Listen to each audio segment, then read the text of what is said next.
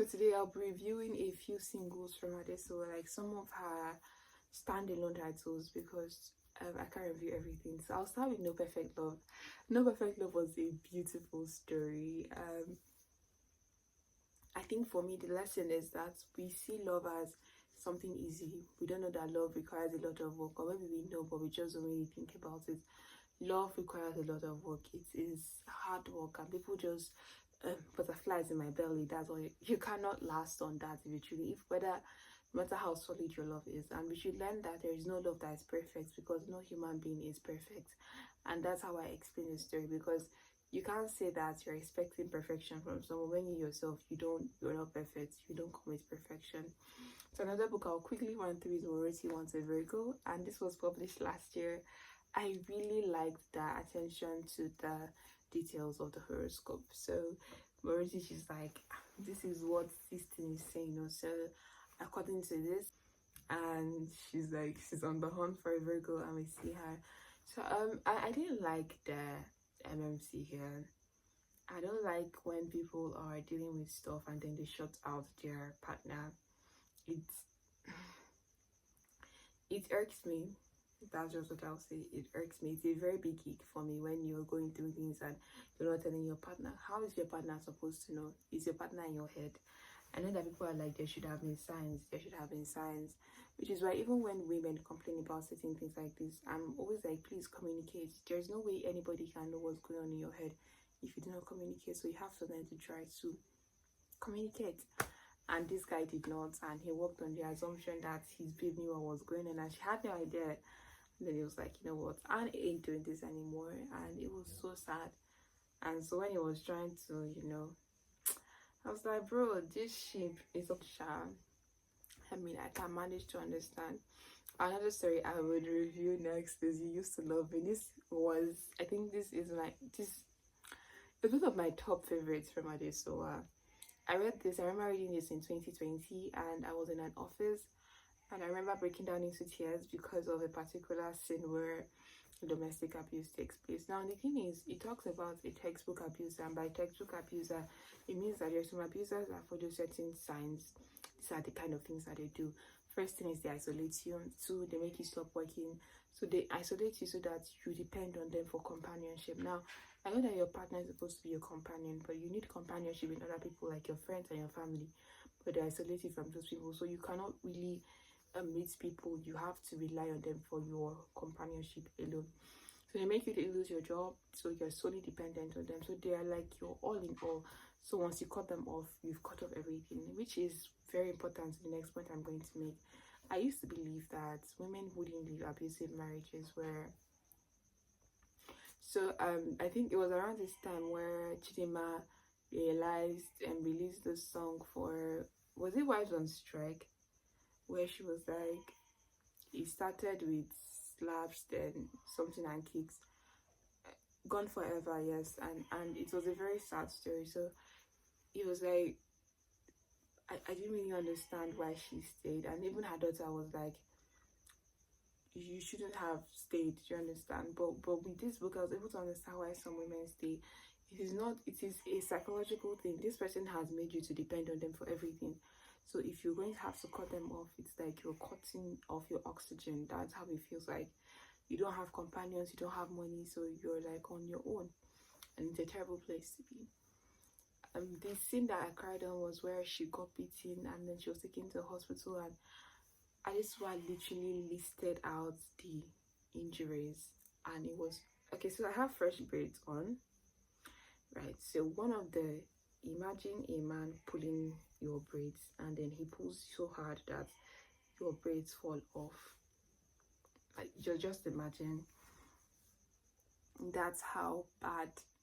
That's that, and that's just one. Imagine being dragged over broken glass. Like, I was like, what? And this is something that happens. This is some people's reality. This is what they go through. It was just so sad. It was so depressing. Yeah, and I really like that she got rescued. But there's something I have to make mention of, is how trauma manifests in unexpected ways. So we see her after leaving, and we think, oh, life is back to normal. and then she's put in a situation where she has to confront a woman, and the monster that has been building up in her because of the number of times she has gotten beaten just go unleashed, and everybody was shocked that she was this kind of person. I understood because I was like, this is where she's coming from. She hasn't dealt with the trauma of that. She had to deal with it. I love that this was a happy ending. I really, really loved it. It was such a beautiful thing. So another thing I'll mention is Accidentally Knocked Up. Accidentally Knocked Up was, I think I read it like twice, at the very least, or 3 times. You can't blame me. It's a beautiful story. It's about a young girl called Ose. Ose has been someone who has been an object of hate. So it makes me understand why she made the kind of decisions she made. So I have this thing where sometimes I understand the bad decisions characters make. So it's like I'm able to not necessarily make excuses, but I understand where they're coming from. So like, for example, in The Middle Daughter by Chika and Igwe, I remember saying that I will always defend Nani because she was dealing with grief from losing her dad and losing her sister. She was dealing with being raped, so she had so many things to deal with. And I felt like for her, those events happening one after the other, they made her think she was powerless and there was nothing she could do in life. But people beg to differ that that's not it. But that's my own opinion. So like, bringing it back to this story, I really get why Ose was the kind of person she was. So when she saw a form of love, even though it was toxic, she found it so hard to let go because this is someone that hadn't received so much love, which is why this mantra, you are loved at home, is very important. But the truth is, there's some people that are not loved at home, and so what do they do? What is the solution for them? Do you understand? That's the kind of question this kind of book raises. I think one of the favorite things is how this book appeared as a cameo in A Renewed Kind of Love. I love the neat tie up because I never in my life could I have thought that it up the way it did, but it did. So I'll quickly go through Faith's pregnancy diary. I remember reading this and I was so in love with it because I was like, this is a very beautiful story.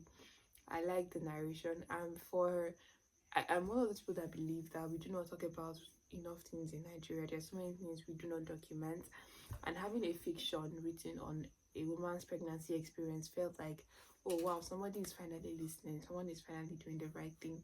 This book discusses so many things. I can't even exhaust them in a single video because it discusses so many things. So imagine you're pregnant and then someone you know is pregnant and they lose their baby. How do you comfort someone like that? Do you get it? It asks so many questions. How to deal with your partner.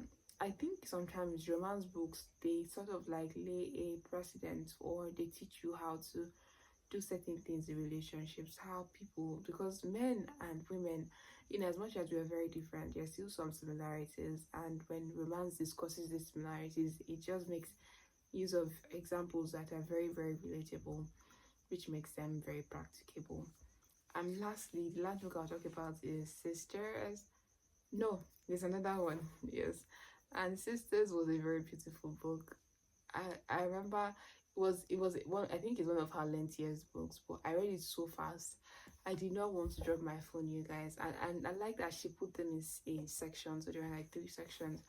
There's something she discusses where a woman is fat and she's been trying to lose weight. I find that thing very funny sometimes because I wonder why some people are trying to lose weight, right? Some people like me have been trying to gain weight for God knows how long.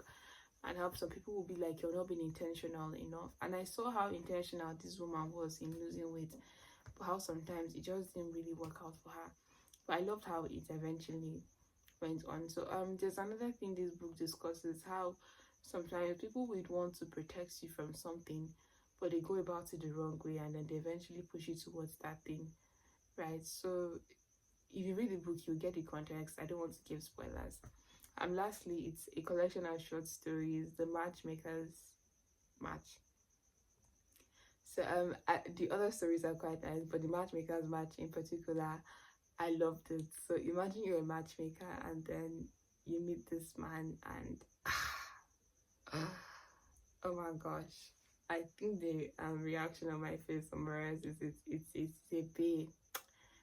I was so happy I heard that story, because sometimes some certain women feel like they do not deserve love, and this book just proved otherwise. The story just proved otherwise, that yeah, you do, you do. So Adesuwa has many more standalones. I even have a few myself, but I will be able to review them now, so maybe another video. Anyways, bye guys, see you later.